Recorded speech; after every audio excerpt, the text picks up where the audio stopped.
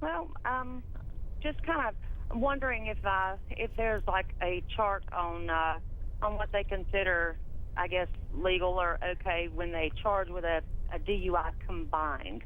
My husband had an accident, a car accident, and he flipped a ragtop, and he has a history, not a history, but a record from about 10 years ago, and has had zero trouble since then, has built his life back up fantastically. But this particular day, 5:30 in the morning, he flips a Corvette, and when the officers get there, they done the breathalyzer, the .04. He had drank the night before, but not that day. And so the officer just does no field sobriety or anything. He does the flashlight across the eyes and makes a judgment call, in my opinion, based on pulling up, his history. It was not a very good history, let's just put it that way, from 10 years previous. But anyway, went ahead and arrested him on the spot.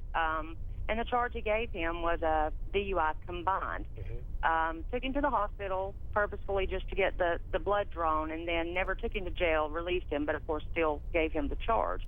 So now we're facing this court date with what they're calling a DUI combined. Well, I'm well aware of the,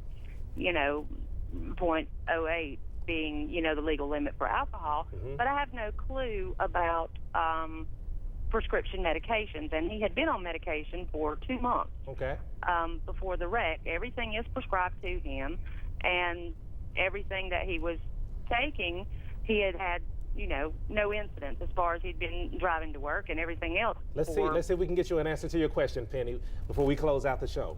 Whitney? Well, combined influence cases are tough for the prosecution to prove. Not only do they have to prove that the person was under the influence of alcohol, but also a controlled substance.